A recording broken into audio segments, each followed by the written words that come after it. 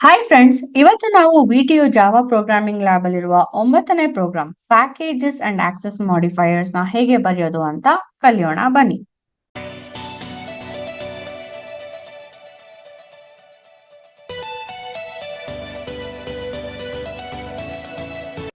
Problem statement ಈ ರೀತಿ ಇದೆ. Create two packages P1 and P2. In package P1, create class A, class B inherited from A and class C. In package 2, create class D inherited from class A in package 1 and class E. ಈ ತರ ನಾವು packages ಮತ್ತೆ classes ನ create ಮಾಡಬೇಕು. Demonstrate working of access modifiers, private, public, protected and default in all these classes using Java. ಮೊದಲು packages ಅಂದ್ರೆ ಏನು? Packages ಅಂದ್ರೆ ತುಂಬಾನೇ ಸಿಂಪಲ್. ಗ್ರೂಪ್ ಆಫ್ ಕ್ಲಾಸಸ್ ಅಂತ ಕರಿಬಹುದು. ನಾವು ಜಾವಾಲಿ ಎಷ್ಟೊಂದು ಕ್ಲಾಸಸ್ ನ ಬರಿತಾ ಇದೀವಿ. ಅಂದ್ರೆ ಒಂದೇ ತರ ಕ್ಲಾಸಸ್ ನ ಒಂದು ಗ್ರೂಪ್ ಮಾಡಿ ಅದನ್ನ ಒಂದು ಪ್ಯಾಕೇಜ್ ಒಳಗಡೆ ಇಡಬಹುದು. ಅದನ್ನ ಪ್ಯಾಕೇಜಸ್ ಅಂತ ಕರಿತೀವಿ. ಸೊ ಇಲ್ಲಿ ಏನ್ ಹೇಳ್ತಾರೆ, ಎರಡು ಪ್ಯಾಕೇಜ್ ನ ಕ್ರಿಯೇಟ್ ಮಾಡಿ P1 ಮತ್ತೆ P2. ಇಲ್ಲಿ P1 ಅಲ್ಲಿ A ಮತ್ತೆ B ಮತ್ತೆ C ಅಂತ ಮೂರು ಕ್ಲಾಸ್ ನ ಕ್ರಿಯೇಟ್ ಮಾಡಿ, P2 ಅಲ್ಲಿ D ಮತ್ತೆ E ನ ಕ್ರಿಯೇಟ್ ಮಾಡಿ.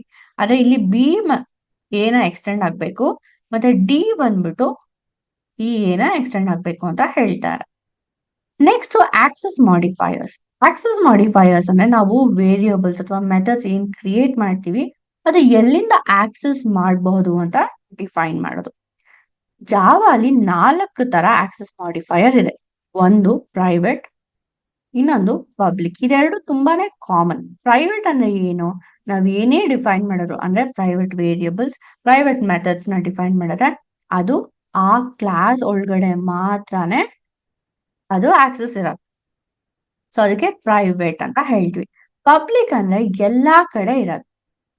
ಸೊ ಎವ್ರಿವೇರ್ ಅಂತ ಹಾಕ್ತೀನಿ. ಎಲ್ಲಾ ಪ್ಯಾಕೇಜ್ ಒಳಗಡೆನು ಅದನ್ನ ನಾವು ಯೂಸ್ ಮಾಡ್ಕೊಬಹುದು. ಸೊ ಡಿ ಅಲ್ಲಿ ನಾವು P2 ಅಲ್ಲಿರೋ ಪ್ಯಾಕೇಜ್ ಅಲ್ಲಿ ಡಿ ಅಂತ ಕ್ಲಾಸ್ ಡಿಫೈನ್ ಮಾಡಿದೀವಿ.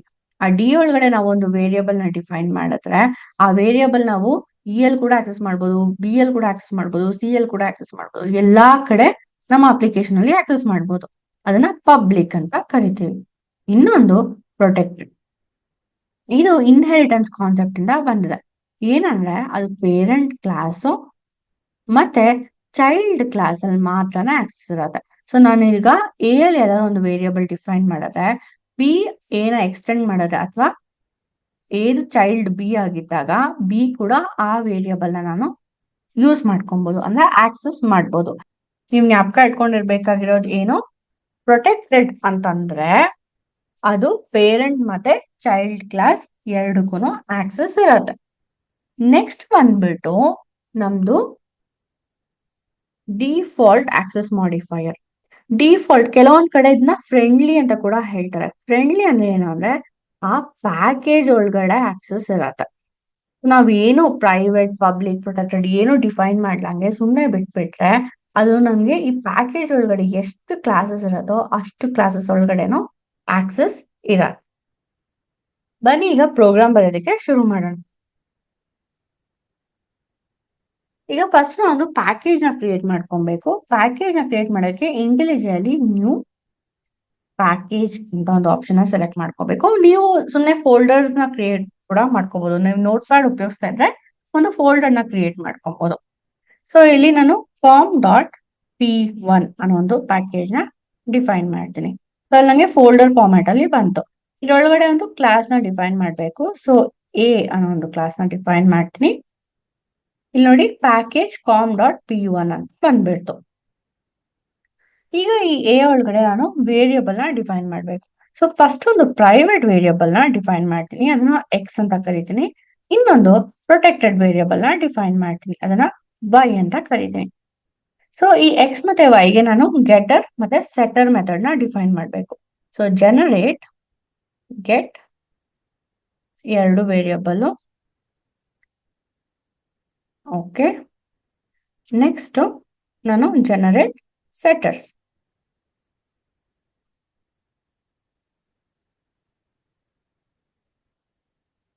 ಓಕೆ, ಸೊ 2 ವೇರಿಯಬಲ್ ಆಯ್ತು. ಸೊ ಇದು ನನ್ನ ಕ್ಲಾಸ್ ಎ. ನೆಕ್ಸ್ಟ್ ಇದನ್ನ ನಾನು ಸೇವ್ ಮಾಡ್ತೀನಿ. ಅದೇ ಪ್ಯಾಕೇಜ್ ಒಳಗಡೆ ಇನ್ನೊಂದು ಕ್ಲಾಸ್ ನ ಡಿಫೈನ್ ಮಾಡ್ತೀನಿ. ಅದಕ್ಕೆ ಬಿ ಅಂತ ಹೆಸರು ಕೊಡ್ತೀನಿ. ಈ ಬಿ ಬಂದ್ಬಿಟ್ಟು ಕ್ಲಾಸ್ ಎ ನ ಎಕ್ಸ್ಟೆಂಡ್ ಮಾಡಬೇಕು. ಸೊ ಎ ಅಂತ ಕೊಡ್ತೀನಿ. ಇಲ್ಲಿ ಒಂದು ವೇರಿಯಬಲ್ ನ ಡಿಫೈನ್ ಮಾಡ್ತೀನಿ. ಇದಕ್ಕೆ ನಾನು ಯಾವುದೇ ಒಂದು ಆಕ್ಸೆಸ್ ಸ್ಪೆಸಿಫೈಯರ್ ನ ಕೊಡಲ್ಲ. ಸುಮ್ನೆ ಇಂಟ್ ಝೆಡ್ ಅಂತ ಕೊಡ್ತೀನಿ. ಅಂದ್ರೆ ಇದು ನನ್ನ ಪ್ಯಾಕೇಜ್ ಒಳಗಡೆ ಎಲ್ಲಾ ಕಡೆ ಆಕ್ಸೆಸ್ ಇರುತ್ತೆ. ಸೊ ಡಿಫಾಲ್ಟ್ ಆಕ್ಸೆಸ್ ಸ್ಪೆಸಿಫೈಯರ್ ಇದು. ಇದಕ್ಕೆ ನಾನು ಗೆಟರ್ ಮತ್ತೆ ಸೆಟರ್ ನ ಡಿಫೈನ್ ಮಾಡ್ತೀನಿ. ಸೊ ಗೆಟರ್, ನೀವು ನೋಟ್ ಪ್ಯಾಡ್ ಅಲ್ಲಿ ಉಪಯೋಗಿಸ್ತಾ ಇದ್ರೆ ಡೈರೆಕ್ಟ್ ಆಗಿ ಬರಿಬೇಕಾಗತ್ತೆ. ಯಾವ್ದಾದ್ರು ಐಡಿ ಉಪಯೋಗಿಸ್ತಾ ಇದ್ರೆ ಈ ತರ ಜನರೇಟ್ ಆಪ್ಷನ್ ಇರುತ್ತೆ. ಸೊ ಇಲ್ಲೂ ಕೂಡ ಗೆಟ್ ಮತ್ತೆ ಸೆಟ್ ನ ಡಿಫೈನ್ ಮಾಡಿದೀನಿ. ನೆಕ್ಸ್ಟ್ ಒಂದು ಸಿ ಅನ್ನೋ ಒಂದು ಕ್ಲಾಸ್ ನ ಡಿಫೈನ್ ಮಾಡಬೇಕು. ಸೊ ಸಿ ಅಂತ ಡಿಫೈನ್ ಮಾಡ್ತೀನಿ. ಇದು ಯಾವ್ದನ್ನೇ ಎಕ್ಸ್ಟೆಂಡ್ ಮಾಡ್ಬೇಕು ಅಂತ ಅವ್ರು ಕೇಳಿಲ್ಲ. ಇಲ್ಲಿ ನಾನು ಡಬ್ಲ್ಯೂ ಅಂತ ಒಂದು ವೇರಿಯಬಲ್ ನ ತಗೊಂತೀನಿ. ಇದನ್ನ ನಾನು ಮತ್ತೆ ಒಂದು ಆಕ್ಸೆಸ್ ಸ್ಪೆಸಿಫೈಯರ್ ಕೊಡ್ತೀನಿ. ಸೊ ಪ್ರೈವೇಟ್ ಅಂತಾನೆ ಕೊಡ್ತೀನಿ. ಇದಕ್ಕೆ ನಾನು ಮತ್ತೆ ಗೆಟರ್ ಮತ್ತೆ ಸೆಟರ್ ನ ಡಿಫೈನ್ ಮಾಡಬೇಕು. ಸೊ ಜನರೇಟ್ ಗೆಟರ್ ಡಬ್ಲ್ಯೂ ಹಾಗೆ ಜನರೇಟ್ ಸೆಟರ್. ಓಕೆ. ಸೊ ಈಗ ನನಗೆ ಎ ಬಿ ಸಿ 3 ಕ್ಲಾಸಸ್ಗಳಾಗಿತ್ತು. ನಾನು ಸೇವ್ ಮಾಡಿದ್ದೀನಿ. ನೆಕ್ಸ್ಟ್ ಇನ್ನೊಂದು ಪ್ಯಾಕೇಜ್ ನ ಕ್ರಿಯೇಟ್ ಮಾಡ್ಕೊಬೇಕು. ಸೊ ಅದಕ್ಕೆ ಕಾಮ್ ಡಾಟ್ p2 ಅಂತ ಒಂದು ಪ್ಯಾಕೇಜ್ ನ ಕ್ರಿಯೇಟ್ ಮಾಡಿದ್ದೀನಿ.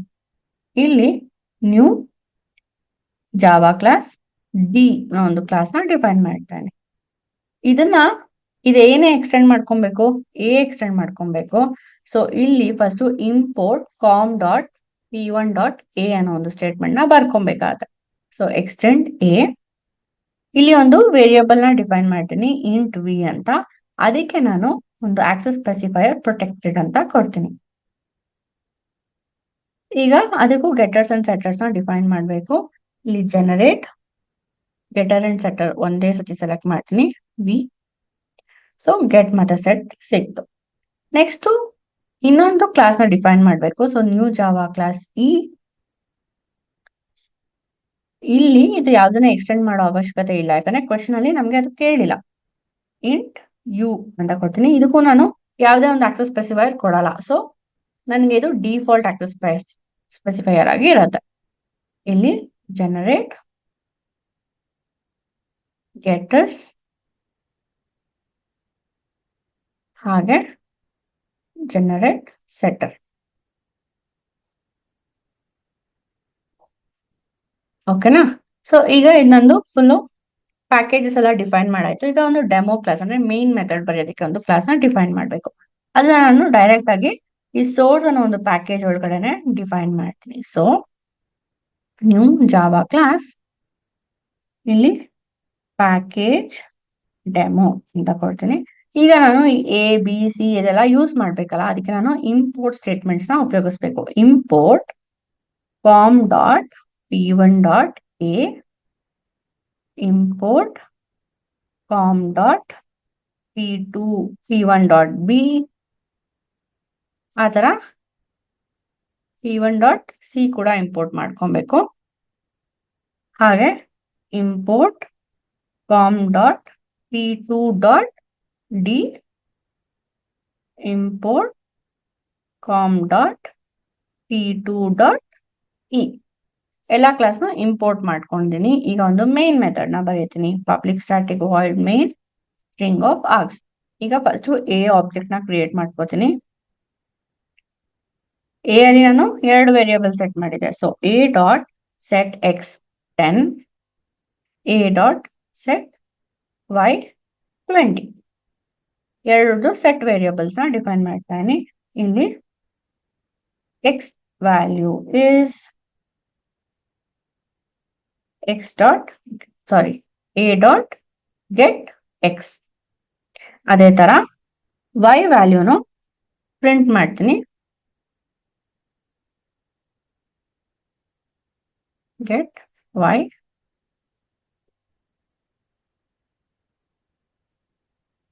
ಸೊ ಸೊ ಇದು ಎ ಇಂದ ನಾನು ಆಬ್ಜೆಕ್ಟ್ ಕ್ರಿಯೇಟ್ ಮಾಡಿದ್ದೀನಿ. ನೆಕ್ಸ್ಟ್ ಬಿ ಇಂದ ನಾನು ಒಂದು ಆಬ್ಜೆಕ್ಟ್ ನ ಕ್ರಿಯೇಟ್ ಮಾಡ್ತೀನಿ. New B,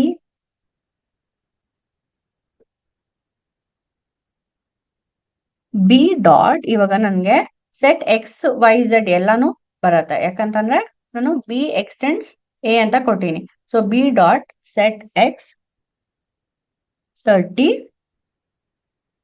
B dot set Y 40, B dot set Z 50. ಈಗ ನಾನು ಇದೇ ತರ ಪ್ರಿಂಟ್ ಸ್ಟೇಟ್ಮೆಂಟ್ಸ್ ನ ಇಲ್ಲಿ ಕೊಡ್ತೀನಿ ಬಿಗೆ. ಸೊ ಇಲ್ಲಿ ಬಿ ಡಾಟ್ ಗೆಟ್ ಎಕ್ಸ್ ಮತ್ತೆ ಬಿ ಡಾಟ್ ಗೆಟ್ ವೈ ಇರತ್ತೆ. ಹಾಗೆ ಇನ್ನೊಂದು ಸ್ಟೇಟ್ಮೆಂಟ್ ಬೇಕು, ಯಾಕಂದ್ರೆ ಝೆಡ್ ಕೂಡ ನಾನು ಪ್ರಿಂಟ್ ಮಾಡ್ಬೇಕಲ್ವಾ. So Z value is B dot get set. So ಇದು ಬಿ ಆಯ್ತು. ನೆಕ್ಸ್ಟ್ ನಾನು ಸಿ ಪ್ರಿಂಟ್ ಮಾಡಬೇಕು. ಸಿ ಆಬ್ಜೆಕ್ಟ್ ಕ್ರಿಯೇಟ್ ಮಾಡ್ತೀನಿ. ಸಿ ಅಲ್ಲಿ ನಾನು ಒಂದೇ ವೇರಿಯಬಲ್ ಸೆಟ್ ಮಾಡಿದ್ದು. ಸೊ ಅದು ಯಾವ್ದೋ ಕ್ಲಾಸ್ ನ ಎಕ್ಸ್ಟೆಂಡ್ ಮಾಡ್ಕೋತಾ ಇಲ್ಲ. ಸೊ ಸೆಟ್ W60 ಅಂತ ಕೊಡ್ತೀನಿ. ಒಂದು ಪ್ರಿಂಟ್ ಸ್ಟೇಟ್ಮೆಂಟ್ ಅಲ್ಲಿ ಸಿ ಡಾಟ್ ಗೆಟ್ W, ಇಲ್ಲಿ W ವ್ಯಾಲ್ಯೂ ಇಸ್ ಅಂತ ಕೊಡ್ತೀನಿ. ನೆಕ್ಸ್ಟ್ ನಾನು ಡಿ ಆಬ್ಜೆಕ್ಟ್ ನ ಕ್ರಿಯೇಟ್ ಮಾಡ್ತೀನಿ. Equal to new D. D ಬಂದ್ಬಿಟ್ಟು ಯಾವ್ದನ್ನ ಎಕ್ಸ್ಟೆಂಡ್ ಮಾಡ್ತು, ಏನ ಎಕ್ಸ್ಟೆಂಡ್ ಮಾಡ್ತು. ಸೊ ನನಗೆ ಎಕ್ಸ್ ವೈ ಮತ್ತೆ ವಿ 3 ವ್ಯಾಲ್ಯೂನು ಇರುತ್ತೆ. D dot set X 70, D dot set Y 80, D dot set V 90. So ಈಗ 3 ವ್ಯಾಲ್ಯೂ ಸೆಟ್ ಮಾಡಿದೀನಿ. ಹಾಗೆ ಪ್ರಿಂಟ್ ಸ್ಟೇಟ್ಮೆಂಟ್ ನ ಬರೀತೀನಿ. ಸೊ ಇಲ್ಲಿ X value is, Y value is and Z value is ಅಂತ 3 ಪ್ರಿಂಟ್ ಸ್ಟೇಟ್ಮೆಂಟ್. ಇದೆಲ್ಲ D dot get X, D dot get Y, D dot get V. So ಇದು 3 print statements ಆಯ್ತು. Last ಅಲ್ಲಿ ನಾನು ಇದು ಆಬ್ಜೆಕ್ಟ್ ಕ್ರಿಯೇಟ್ ಮಾಡಬೇಕು. New ಈ ಅಲ್ಲಿ ನಾನು ಒಂದೇ ವೇರಿಯಬಲ್ ಕೊಟ್ಟಿದ್ದು ಸೆಟ್ ಯು. ಸೊ 100 ಒಂದು ಪ್ರಿಂಟ್ ಸ್ಟೇಟ್ಮೆಂಟ್ ಈ you value is E dot get you. So ಇದು ಸಿಂಪಲ್. ನಾವು ಸೆಟರ್ಸ್ ನ ಇಲ್ಲಿ ಉಪಯೋಗಿಸ್ಬೇಕು, ಪ್ರಿಂಟ್ ಮಾಡೋದಕ್ಕೆ ಗೆಟರ್ಸ್ ನ ಉಪಯೋಗಿಸ್ಬೇಕು. ಸೊ ಎಲ್ಲಾ ವೇರಿಯಬಲ್ಸ್ಗೂ ಒಂದು ವ್ಯಾಲ್ಯೂನ ಅಸೈನ್ ಮಾಡ್ಕೊಂಡು ಬಂದು ಅದನ್ನ ಪ್ರಿಂಟ್ ಮಾಡ್ಬೇಕು. ಮೇನ್ ಆಗಿ ಇಲ್ಲಿ ನಿಮ್ಗೆ ಚೆಕ್ ಮಾಡೋದು, ನಿಮ್ಗೆ ಪ್ಯಾಕೇಜಸ್ ಅಂದ್ರೆ ಏನು ಅಂತ ಗೊತ್ತಾ, ಆಕ್ಸೆಸ್ ಮಾಡಿಫೈಯರ್ಸ್ ಅಂದ್ರೆ ಏನು ಅಂತ ಗೊತ್ತಾ ಅಂತ ಚೆಕ್ ಮಾಡ್ತಾರೆ. ಸೊ ಇದ್ರ ರಿಲೇಟೆಡ್ ವೈವಾ ಕ್ವೆಶನ್ಸ್ ಕೂಡ ಇರುತ್ತೆ. ಇಲ್ಲಿ ನೀವು ಪ್ರೋಗ್ರಾಮ್ ಬರೀತಾ ಇರ್ಬೇಕಾದ್ರೆ ಪ್ರೈವೇಟ್, ಪಬ್ಲಿಕ್, ಪ್ರೊಟೆಕ್ಟೆಡ್ ಮತ್ತೆ ಡಿಫಾಲ್ಟ್ ಇದೆಲ್ಲಾನು ನೀವು ಯೂಸ್ ಮಾಡ್ಕೊಂಡು ಬರಿಬೇಕು. ಸೊ ನೀವು ನೋಡ್ತಾರೆ ನಂದು ಎಲ್ಲಾ ಗೆಟರ್ ಮೆಥಡ್ಸ್ ಪಬ್ಲಿಕ್ ಆಗಿದೆ. ಸೊ ಅವ್ರು ಕೇಳ್ತಾರೆ, ನೀವ್ ಯಾಕೆ ವೇರಿಯಬಲ್ ನ ಮಾತ್ರ ಪ್ರೈವೇಟ್ ಅಥವಾ ಪ್ರೊಟೆಕ್ಟೆಡ್ ಅಥವಾ ಡಿಫಾಲ್ಟ್ ಕೊಟ್ಟಿದ್ದೀರಾ, ಗೆಟರ್ಸ್ ಮತ್ತೆ ಮೆಥಡ್ಸ್ ಮಾತ್ರ ಯಾಕೆ ಪಬ್ಲಿಕ್ ಕೊಟ್ಟಿದ್ದೀರಾ ಅಂತ. ಯಾಕಂದ್ರೆ ನಮ್ಮ ವೇರಿಯಬಲ್ ನಮ್ ಕ್ಲಾಸ್ ಒಳಗಡೆ ಆಕ್ಸೆಸ್ ಇದ್ರು ನಮ್ಗೆ ಗೆಟರ್ ಮತ್ತೆ ಸೆಟರ್ ಮೆಥಡ್ಸ್ ನಮ್ಗೆ ಡೆಮೋ ಕ್ಲಾಸ್ ಅಲ್ಲಿ ಆಕ್ಸೆಸ್ ಬೇಕು. ಸೊ ಪಬ್ಲಿಕ್ ಅಂತ ಕೊಟ್ರೆ ಮಾತ್ರ ನಮ್ಗೆ ಎಲ್ಲಾ ಕಡೆ ಆಕ್ಸೆಸ್ ಸಿಗತ್ತೆ. ಅದ್ರಿಂದ ನಾವು ಗೆಟರ್ ಮತ್ತೆ ಸೆಟರ್ ಮೆಥಡ್ಸ್ ನ ಯಾವಾಗ್ಲೂ ಪಬ್ಲಿಕ್ ಅಂತಾನೆ ಕೊಡ್ಬೇಕು ಅಂತ ನೀವು ಆನ್ಸರ್ ನ ಹೇಳ್ಬೇಕಾಗತ್ತೆ. ಈಗ ನಾನು ಈ ಪ್ರೋಗ್ರಾಮ್ ನ ರನ್ ಮಾಡಿ ಔಟ್ಪುಟ್ ಏನ್ ಬರುತ್ತೆ ಅಂತ ನೋಡೋಣ. ಸೊ ನಮ್ಗೆ ಎಲ್ಲಾ ವ್ಯಾಲ್ಯೂಸ್ ನೀಟಾಗಿ ಪ್ರಿಂಟ್ ಆಗ್ತದೆ. ಎಕ್ಸ್ ವೈ ಝೆಡ್ ಅಂತ ಅಂದ್ಬಿಟ್ಟು ಪ್ರಿಂಟ್ ಆಗ್ತದೆ. ಸೊ ಇದೇ ರೀತಿ ನೀವು ಔಟ್ಪುಟ್ ಕೂಡ ತೋರಿಸ್ಬೇಕಾಗತ್ತೆ.